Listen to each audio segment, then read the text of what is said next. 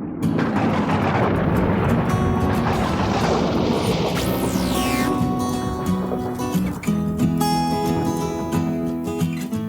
everybody, and welcome to Coming Out with Liz and Eddie. I'm Eddie Connor. And I'm Liz Lyuk. In this episode, we're exploring how you can get back to the essence of joy. And Eddie and I, during this episode, will be teaching you techniques how you can get back to joy. It's really about light. It's about love and harmonizing with your soul's frequency. And we can't wait for you to tune in and find out more about it. Tune in. Since this is an entire episode on learning how to get back to joy, we're going to take a quote right out of Sanaya Roman's book, Living with Joy. And she trans-channels a being named Orin. Yes. And we love Orin. We love Orin and we love Sanaya Roman. And this is a direct quote from her book, Living with Joy by Orin. And it says, joy is an attitude. It is the presence of love for self and others. It comes from a feeling of inner peace, the ability to give and receive, and appreciation of yourself and of others. It is a state of gratitude and compassion. It is a feeling of connection to your innermost self and your soul. And that just says everything, doesn't it? It says everything. My question for you is, do you think for yourself personally that joy is an attitude? Yeah, I think it is. And it is, well, let's put it this way. It is an attitude in that we have free will and choice to experience it, but it is a state of being. For me, I feel it is a state of being. And so therefore, I think that many people, and myself included, during the day, we don't make enough time for reflection on this attitude of joy. You know, we let other people steal our joy. We're just on this hamster wheel, and we keep going forward and keep going, and we don't realize, wow, that really wasn't very pleasant, or that wasn't, what I wanted it to be. We only have a finite time on this earth to live. Why not live it in joy? And so that attitude and that state of being of joy, you have to choose it every single day. 100%. Every single moment. And joy really is the presence of love. Because if you think about it, like your grandson is a perfect example. Yes. You can't look at him and not feel joy inside. Yeah. Yes. You can't look at something beautiful in nature or somebody that you love and care about or think about that brings you a sense of joy. And joy and love are so synonymous in the same energy cloister. Yeah. Meaning, I know they're not the same, love and unconditionality, joy, but they're like soulmates. Yes. The energy, the frequency of love. I like what you said when you said it's a state of beingness. Yes. And I understand, I know you do too, that no one can take our joy away except for us. We allow people to do things. Yeah, unless you let them. Unless we let them. And it's so hard. It's so easy to let them. But the only time it's easy for somebody to steal your joy and hijack your joy and take your joy and put it in the back of their Honda Accord and put the lid down on the trunk and take your joy away is when you already don't feel joyful. Exactly. Or, I think it comes from the initial feeling that you have to know that you have free will and choice, and you have to choose every moment of this joy. Let's go back to free will and joy. So, free will and choice. Choice. Yeah. Sorry. I'm in trouble with Liz. When the cameras aren't rolling, she gonna claw at me from across the desk. And I'm going to be like, whoop, whoop. So free will, explain to the audience what free will is and how it works when you're trapped in a meat suit. Well, we're all spirit. And so basically our physicality is a third dimensional experience, which we're projecting from that spiritual state. So we're 100% spirit. So when we come to this earth, we have the ability to create for ourselves anything. be anything, think anything. All of these things of thinking and action and creating and experiencing, that's really all up to us. It's all up to us. We decide what we want. We decide where we're going to commit our energy to, our thoughts, our feelings, our way of life, our beingness is all being focused by us. We're the director. We're the creator. Does that make sense? Yes. So we're the creator. So that's why when I say free will and choice, that's what I mean. You choose. Like, I mean, think about it. You go to work one day and your boss is being an a-hole, right? Yes. Can you say that? Can you say that on a podcast? Is not being very nice and he's being rude to you. And you're just going like, in the back of your mind, you're just going like, oh, what an a-hole. But you're not going to let him steal your joy. You have that moment where you're angry and you just calm down, take a breath. Yes. You just take a breath and you just go, okay, fine. I'm going to implement this action here. But personally, I will feel joyous. You're going to feel joyous. You're not him. Well, but you know what I mean. Yes. And yeah. So it's hard to get from he a-hole to Yeah. joy really quick. So the breathing was really smart. Yes, it is very smart. And we do have free will and choice. And we often, I'll tell you what happens. If you're not consciously choosing Yeah. something or someone else is choosing for you. That's right. Because you're committed either way, some way. You're committed to that person's idea and you're letting them choose for you, or you're choosing for yourself. That's right.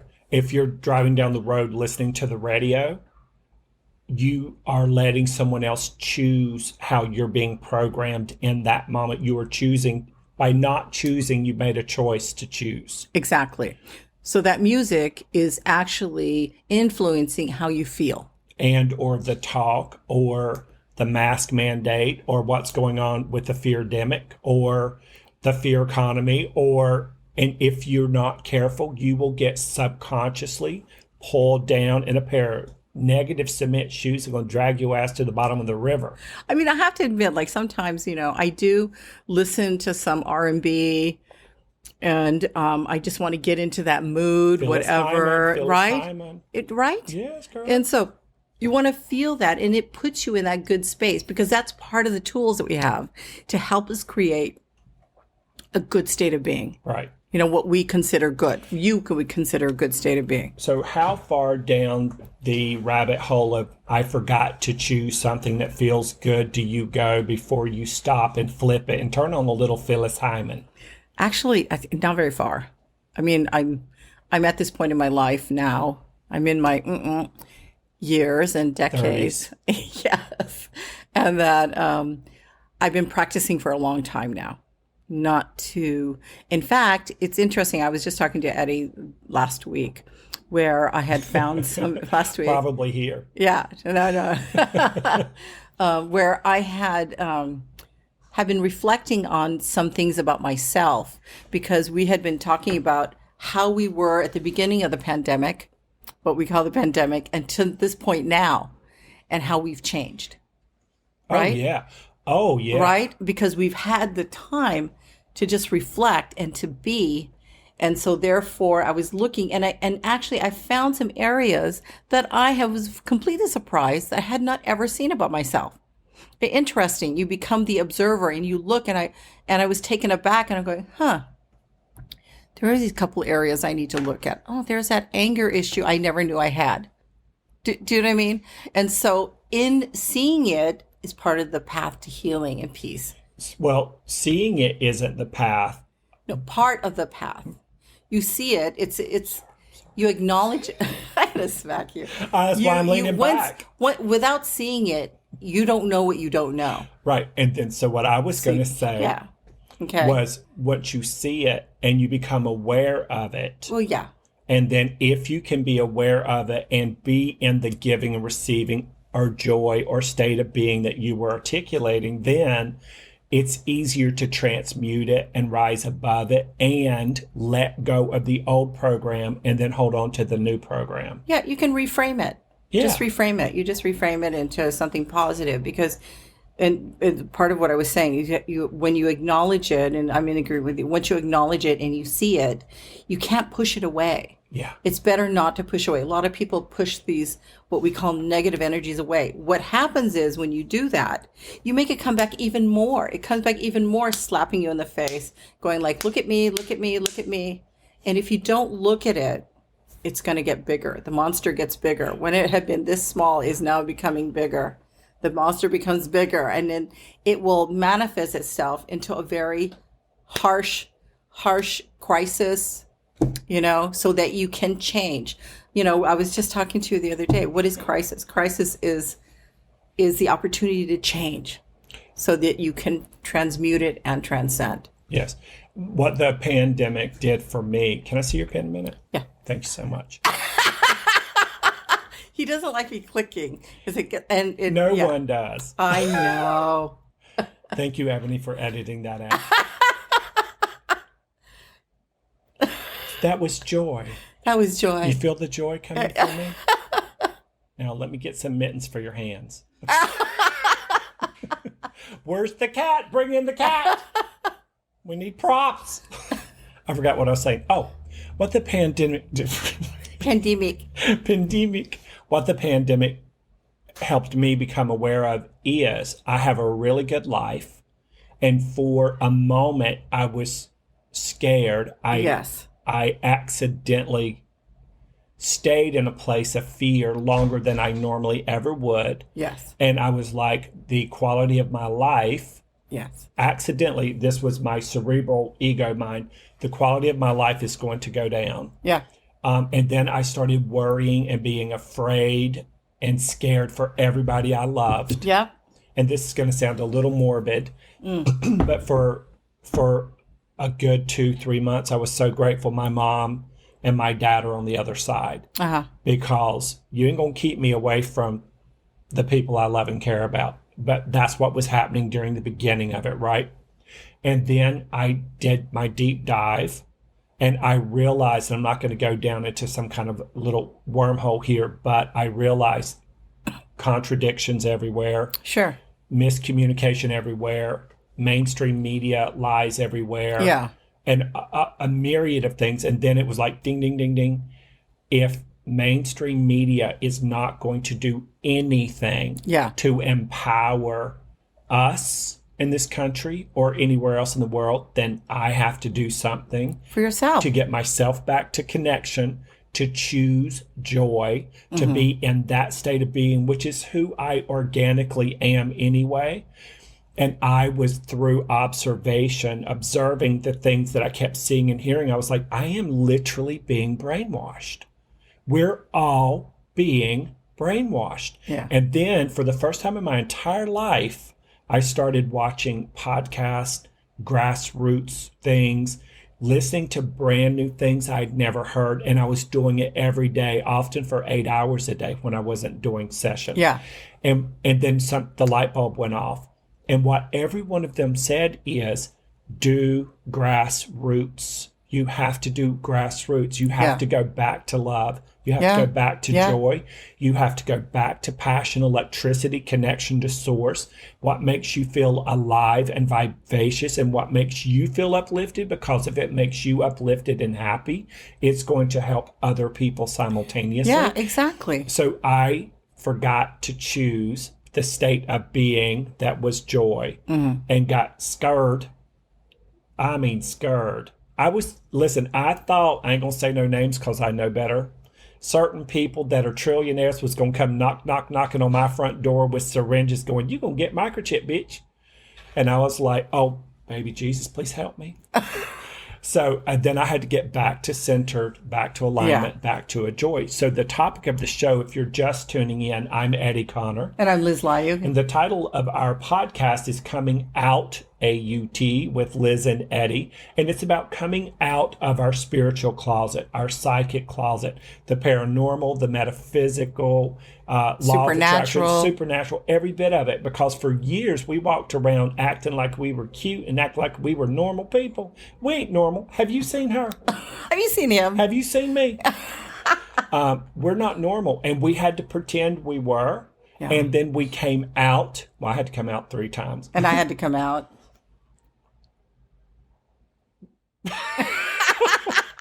And then we decided it was best to always be authentically who we are. And who we are is joy. That's why the title of this podcast is Getting Back to Joy. What is it, Eddie? Getting back to joy. You're the best. You are. No, You are. I love you. I love you too. I love you harder. Okay. You win. Okay, now what we're talking about. Joy, getting back to joy. Getting back to joy. And how you had to go back to the grassroots. I totally am in agreement with you because, that's who we are. When we came to this earth, that's who we are. All we are are. joy and love and creation. We are the creator. In all essence, you could say, I am God. A lot of people might say, oh, no, it is an energy. It is something that is unique. We are in our uniqueness. We are one. Yes. Does that make sense? Yes. Yeah. Well, and so how long did it take you to get to be able to say that without Running having away, psychic, hiding it. spiritual, under the sofa to make sure the lightning bolt didn't strike you? Oh my am God. Run! Run. I know. It took me, I would say I was in my 30s until that finally happened because, when I was younger, I was very religious. My family, we were raised Catholic.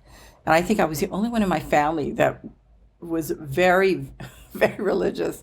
I would go to catechism. I would be in the choir. No one else did that. Just me, Oh, you mean in your family? In my I was family. like, if nobody else in your church did it, how did you? No, in my family. Okay. In my family growing up. I'm sorry. Sorry. Eddie. Took me a minute.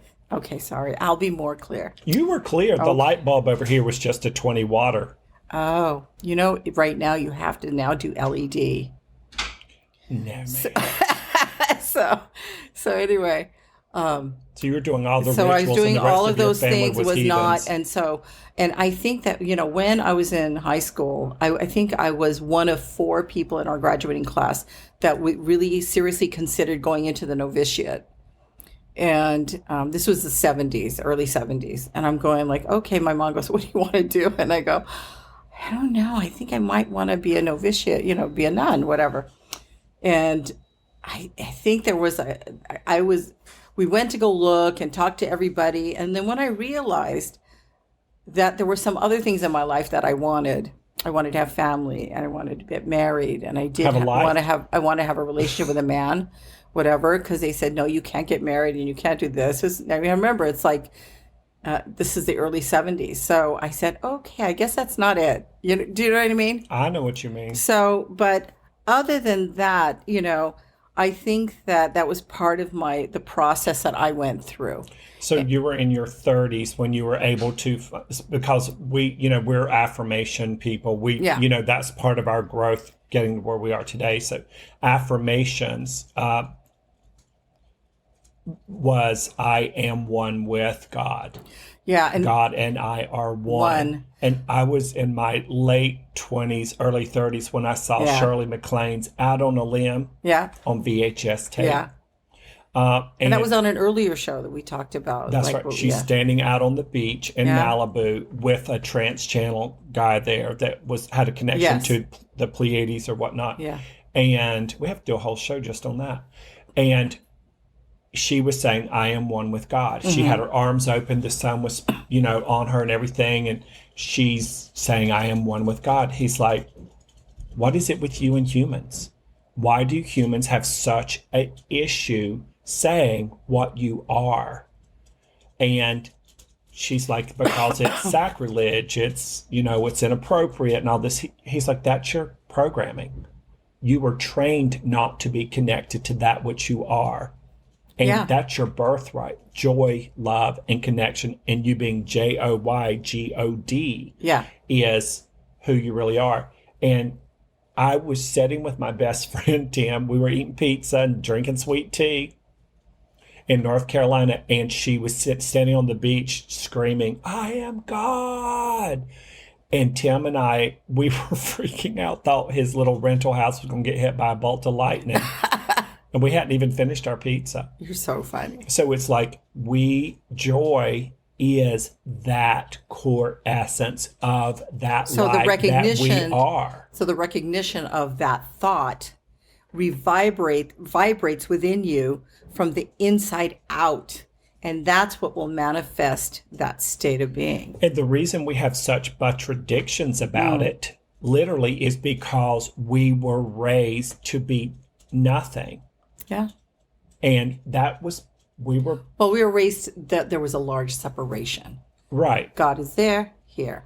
I mean, they're correct about God, but not about logistically. It needs to be here, you know? Yeah, with us. Just off topic for 2 minutes. 2 seconds. Where do you think the future of religion is going in the next 10 years? I think that from what I see that the normal established religions, there's going to be a breakdown. It already is. It started a long time ago, maybe like 15 years ago. I think what's going to happen, it's going to be coming more to the self.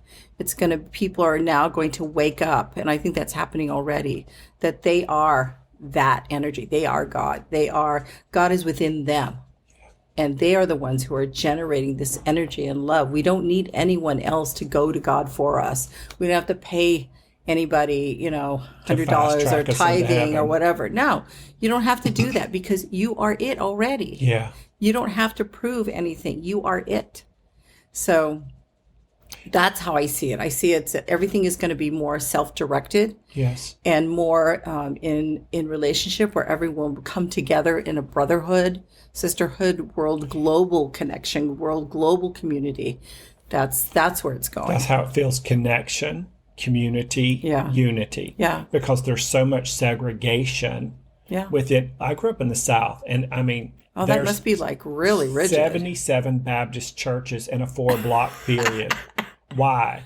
When I was in Florida, it was like that too. Well, it's the South. And what it is they can't agree on anything. Oh, wow. So they make their own church? They pop up another church and another and another and another. And I'm sorry, but I think churches should pay taxes. I do too. Especially if you're... Absolutely, I think they should. I just feel like, that's how I feel. I feel like the direction of religion is going to be changing dramatically. And I think people are coming back more to their spiritual self, which is that light within that guides them, the inner guidance system. Oh, look at us being all creative and coming up with hybrid words right here. I think coming out with Liz and Eddie. I think that, isn't it the time of Atlantis? And don't quote me.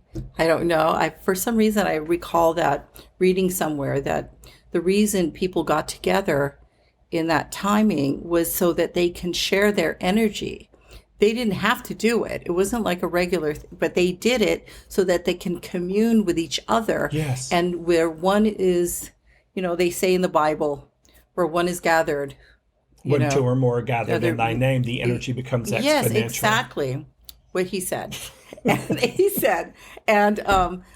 that's the truth. In Atlantis during that time, that is what they did. They didn't have to be there, but they did that for connection and to amplify the energy. Because it feels good to feel good. Exactly. And right now we're in this perpetual riptide. I think of riptide as an acronym for resistance is painful. Yeah. Running from thing to thing, trying to survive. And one of the great things about what's happened in this fear-demic is it gave people a moment to slow down. Yeah. You couldn't go to work. You couldn't do this. You couldn't do that. So they're coming back home to literally things that make them feel joyful and happy. Yeah. If we hadn't had a pandemic, you and I wouldn't be sitting here doing this right now. Absolutely. You're right. We wouldn't. So we came back home to that which we are, which leads me to this. What other emotional doors for you does joy open and why? What other emotional doors that when you feel joyful about anything, what other doors and windows to your soul fly open for you and make you consciously aware? God, I would say, happiness. Happiness to me, joy is very similar to happiness. It compels me it compels me to take action when I'm Inspired in. action. Yeah, exactly. Inspired action. And so it's something that helps propel me forward, if you can say forward. But it just, and to open up to even more possibilities. When you say that, I get this image, and all humans do it, that when anytime we feel good about anything, anytime we feel good about anything for longer than 17 seconds at a time, because every 17 seconds the energy becomes exponential, like crazy on steroids, and you manifest and pull things to you faster. When I hear you say that, the things that make you happy, that put you in the state of joy, Yeah. being, is literally your heart chakra expanding. And for new people, the heart chakra is chakras are the word chakra Energy. represents the word wheels of light or invisible energy. They're your energy organs. Yes, Yes. Energy orgasms. And Organs. I'm sorry, I haven't had one in so long. I, And your heart chakra, when you feel joyous and happy, the energy expands up to 12 to 15 feet from your body. And if you don't think others feel that, you have another thing coming, because remember, your thoughts, feelings, and frequencies create 99.99.9% of your physical reality on earth. and it could be more. Oh, yeah. And the happier you are in the head, when the brain, I come from the school of thought that your brain has two little compartments. And I'm not a big component or advocate for the brain is the only thing that creates your reality. I'm not.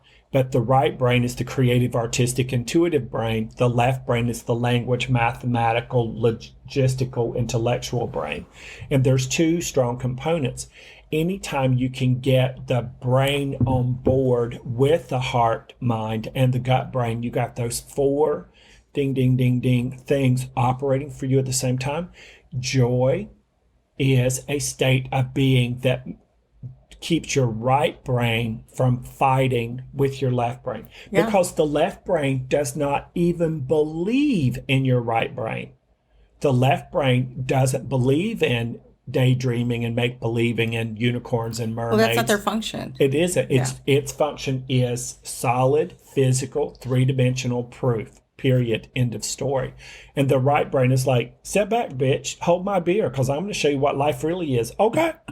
And then the heart chakra is like peace and love. And the solar plexus is like soul esteem, fight or flight. I'm out. So when you can get all four of those components to operate at the same time, and joy is the doorway to that. Yeah. Happiness, joy, connection, love. And by love, we're not talking about he ain't gonna call me, where he is. Yeah, I agree with you. I think that in speaking about, like the energy organs, those are so critical for how our body functions. And we can go into it in full in another show that we're going to be doing about energy organs and orgasms. And but all of those energy organs or vortexes. Anyway, your energy organs, they all have to be running at the same velocity and frequency in order for our souls to be running at its optimum. That is really critical. See, I just learned something new. Yeah. And it's all of us have it. So if you think that you don't have it, you do. And but that's really critical in order to fulfill our life's purpose, which is bringing me to the next question, Edward. What do you think puts us on our path of light and purpose? What puts us on our path of light and purpose? Give me back my pen. That gives me joy.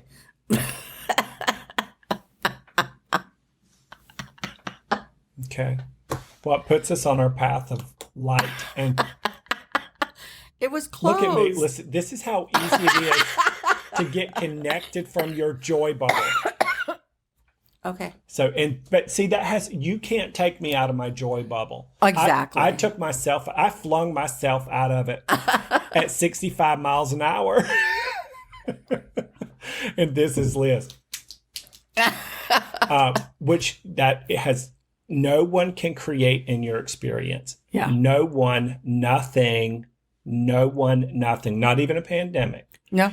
And then the minute you come back to what puts you on your path of light and happiness and joy is everything that makes me happy. I've been doing since I was a little boy. Mm-hmm. And that's what puts me on my path of lightness and happiness and purpose. For me, it is connection. I've never been a real attractor. I'm always connecting. I love to connect. And what I mean by that is, listen, I can talk to the corn plant in my house who told me, don't be throwing your fingernail clippings in my pot. I remember that. And I was like, how rude. It's like my house, I pay rent. And so anyway, I went and fished it out and threw it in the garbage can. Then my corn plant was like, bitch, clean my leaves. And I was like, all right. So we know who's a command mind. So my thing is I can talk to a body of water, a creek, grass, trees, oxygen. When I use water in my home, I'm grateful for it. I communicate with it and I thank it. And I do my best not to waste anything because I want it to come full circle, if you will. Yeah. So what puts me on my path is connection to everything, even the things that I think take me out of my vortex. Yeah. What about you? God. You going to say your grandbaby? You going to say your future husband who's a 10, 10, 10, 10, 10, 10, 10? No. No, actually, yeah, you're right. My grandchild, my first grandchild of Malcolm and Vanessa, it was an awakening when he was born. I didn't expect to fall in love like that when you have your first grandchild. And I was, oh my goodness. I mean, I loved my daughter when I had her. Don't get me wrong. But when I had my grandson, oh my God. Is your daughter going to watch this? Yeah. Because you might want to step forward and smile. Like you're telling I know, right? She's like, I really love my daughter too. I know. But it's a different experience. It's That's like, what everybody says. It's really different. It's because I know that he's Vanessa's son and Malcolm's son. He is a boy, by the way. And he is just so joyous. I think that because I had Vanessa when I was very young, you don't see those instances in the same way that you see them now. I can sit back and just take my time with my grandson and to really look at him. And why do you like to sit back and take your time with him? Because I think that I was always in a rush when I had my daughter. In the riptide. Yeah. And, I was quite young. And it was not that I didn't spend time with her and whatever. It's just a whole different experience. So I don't want to, it's like apples and oranges, but if you're asking me, that's what stimulates joy in me. Seeing something new it stimulates that joy in me. Going to a different country. Yeah. Gives me a rush. Like so there's no one business. There. No. No, so I can see. I like to see. Yeah. I like to see things. I don't really, I like to look at things and see how they do things and see the people and the dress and their customs and the energy. We bit through Peru together on this last tour I did. And Liz is just like, she's one with Machu Picchu. She's one with the Urubamba River and Aguas Calientes and amazing. The llamas. And she was like this extra sensory joy text. It was amazing. Yeah. Yeah. I mean, just even the little things, the village. My God, you brought us to that village, the school up in the mountains. Yeah. Every year, Edward when he brings his group, they bring and donate. So for you, it's very good of him. He always donates a lot of children's supplies for schools there. And it was the most amazing thing. They all dressed in their national costume. Yeah. They were singing and they were talking and they were answering questions. And Eddie's group donated all these school supplies. It was amazing. But it's very high up into the mountains. It was up in, it was like it was up there. Yeah. You got boogers, really dry boogers. It was high. It was high. And then it was hard to breathe. They had other villages, right? You were telling me they have other villages up even higher. that we weren't aware of. Well, and I thought we were going to the village we went to the last tour I was there, and we just kept going higher and higher up the mountain. I was like, we're going to name this mountain Everest. Yeah. No, that was amazing. It was so much fun. But you are an extrasensory state of beingness person. Yeah. And so she just literally continued to just drink in the environment she was in. When you do that, by the way, the universe, God, whatever you want to call it, cannot tell the difference between you energetically and Machu Picchu because you are one with it. It can't tell the difference between if your energy is the 6-year-old kid singing or if it is you. It can't tell the difference because it's all one frequency, higher frequency of connectability to non-physical. So it all reads as oneness. We're all one anyway. Yeah. However, when you do what she does with joy in that state of beingness, you elevate your consciousness. So we have 3 questions we want to ask the audience, but we're going to ask ourselves too, because we all polite and shit like that. Okay. Excuse me. So it's 3 heartfelt questions that will help you cultivate your joy frequency. The first one is, what promotes the greatest sense of love for yourself and others? I'm going to repeat it. What promotes the greatest sense of love for yourself and others? What's your answer to that? Oh. Promotes the greatest sense of love. Love. For yourself. Love. I'm serious. Love. Knowing that I love myself, knowing that I love others.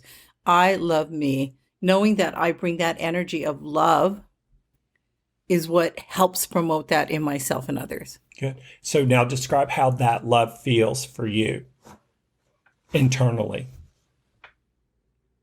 It feels light. It feels elevated. Yeah, you can say elevated.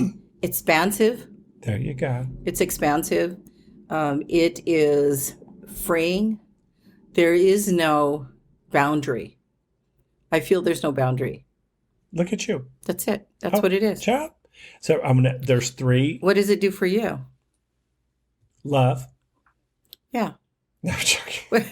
What does it promote the sense of love for you and others? What about you? The greatest, how it promotes that for me, it's doing things like this. Everything keeps coming. Listen, I'm a workaholic. I am a workaholic. I should say I'm a joyaholic. Okay. Because we both are. Oh, I'm sorry. I thought you were like, stop, bitch, stop talking. I was like, no, yeah, exactly. I love it. Yeah. So it is doing all things spiritual, paranormal, metaphysical, law of attraction, like we talked about, supernatural. I talk to my angels and guides all the time. I mean, I talk to them more than I do anything or anybody else. Any of your family? Yeah. Well, I mean, I talk to my family too. But you've been talking to your spiritual guide since you were very young. They were talking to me before I knew to be like, exactly. What you talk about, Willis? I know. You know, I used to think, why would spirit guides come and hang out at the projects with me and my mama?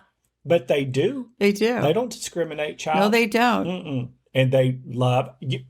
Well, I'll talk about that on the appreciation show. That's right. I am a firm believer that authentic appreciation comes from non-physical, not humans.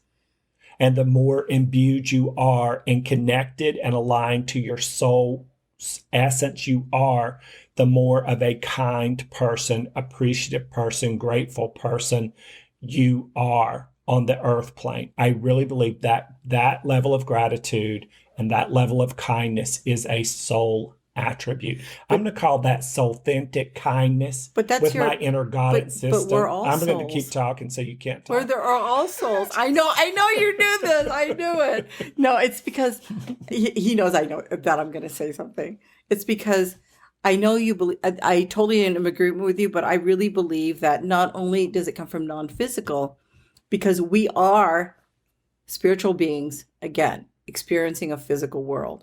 So therefore, if they are non-physical, that means that at this moment, they're not experiencing the physical world, but we are as they are. They're just not right now experiencing the physical world. But they is. No, they're not. But They're in a different dimension. but they're one with all that is. But exactly, and so are we. We just forgot. We'll discuss that. Yeah, like now. We just forgot that. I just believe that that as a spiritual being, we come into the third dimension, and then we forget. We forget that we are connected to all that is, one with God, all of that. And so therefore, part of our experience here is getting back to that, remembering. That's what I believe. Okay, then what happens when we remember? Well, as you remember, your energy begins to expand, you elevate your energy, you connect now more fiercely towards that. You recall that we are the creator. That's part of that energy. We're part of that. So that's part of the transcendence that we're going through. Okay, so they don't feel us They do. when we wake up? Which one? The people up there.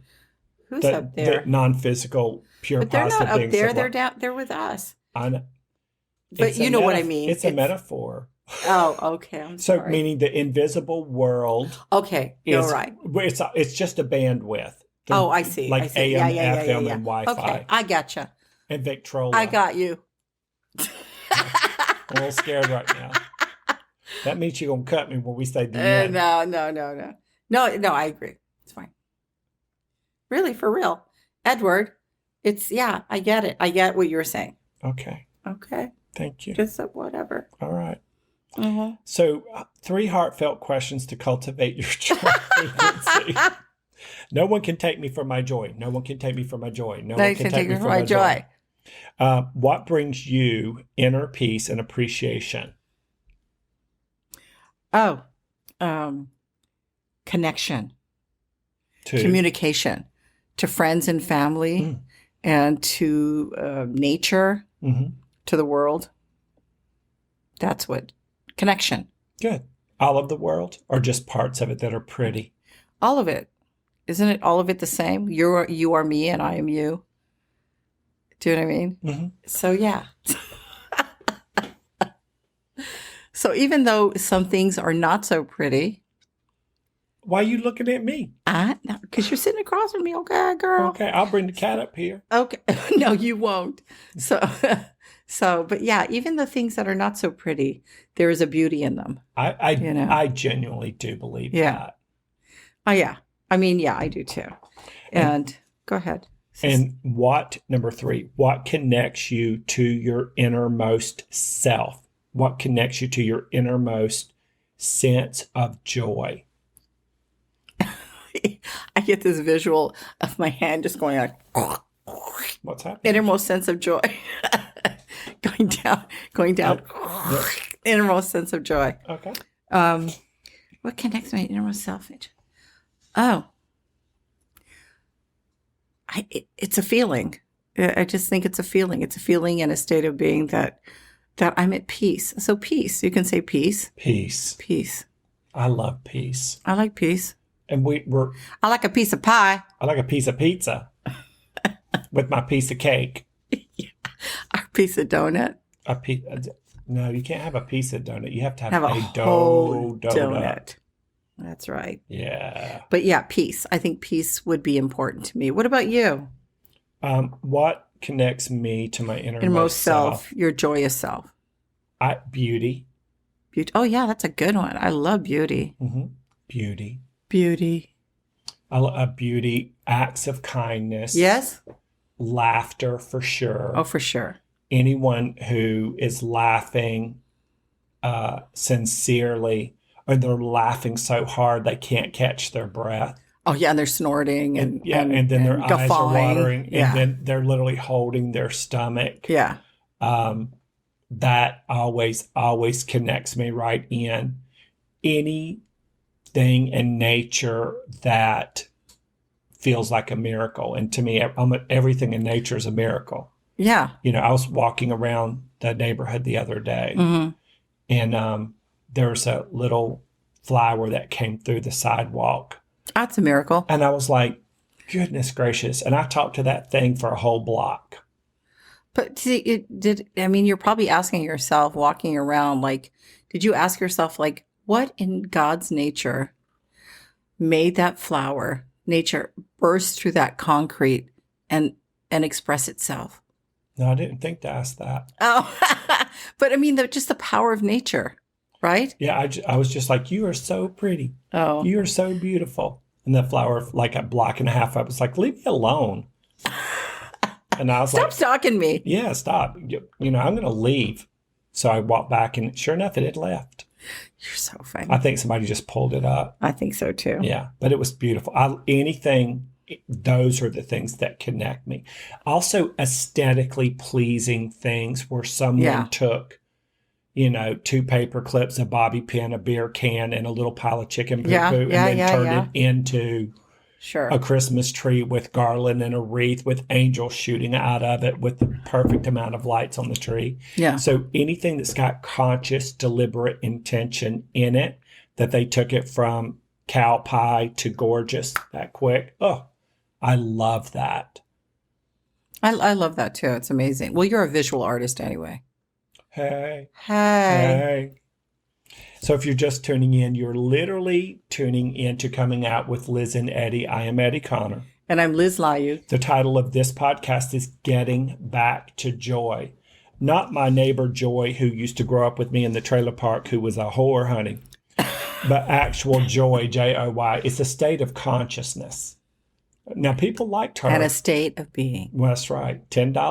$10 make you holla. The bed of the truck, child. It was on a dirt road, so you couldn't tell the difference between her and the potholes. You are so funny. Oh, yeah. She liked her Pale Male 100s and her Virginia Slims. So we're going to repeat the definition of joy. Should we edit by that? Orin? What? Should we edit No, that? it's fine. It's fine. It's fine. Edward, are you enjoying yourself? I am. Are you in a state of joy? Okay. I am. There you go. That's what it's all about. So we're going to talk about and repeat again by Orin, who is channeled by Sanaya Roman. Joy is an attitude, is a presence of love for self and others. Thank you, Edward. It comes from a feeling of inner peace, the ability to give and receive an appreciation of yourself and others. It is a state of gratitude and compassion, a feeling of connection to your innermost self, your soul. What's your favorite part of that quote? It's a connection to your innermost self and your soul. That's mine too. That's mine. Also, the giving and receiving. We should do a whole show on the power of giving and receiving ratio. Oh, I think that's because great. Healers have a tendency to give, receive. And they're like, I don't understand why I feel like death gnawing on a cracker. No, nothing you good have coming to my replenish way. yourself. You do. You have to put yourself first. And we're taught not to do that. And that's the opposite of joy. That sure is. You can be you've been doing this for a very long time. You're doing many readings and classes and everything. And I was a healer for a long time. You have to replenish yourself. And you can get to the point that you forget. You're being of service. You be of service. And then you're depleted. That's right. So you have to constantly. So it's about self-care. And I guess during this time of pandemic too, talk about self-care. This is like a sign of, making you get off the world and reflect. That's right. And self-care yourself. And part of the reflection of that is, we're going to repeat one more time, the 3 heartfelt questions that will help you cultivate an actual frequency of joy. And the first question is, what promotes the greatest sense of love for yourself and others?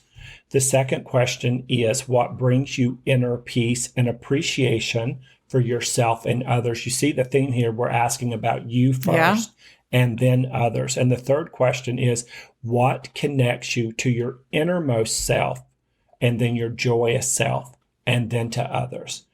I'm Eddie Connor. And I'm Liz Layu. And you've been watching Coming Out with Liz and Eddie. And the title of this show is Getting Back to Joy, the good kind, the state of beingness that brings you that peace and calm and connection to source energy. And our next show is titled The Ultimate Appreciation Show. I think that's going to be an amazing show. I do too. I'm Eddie. And I'm Liz. Thank you. Bye. Bye. Get out.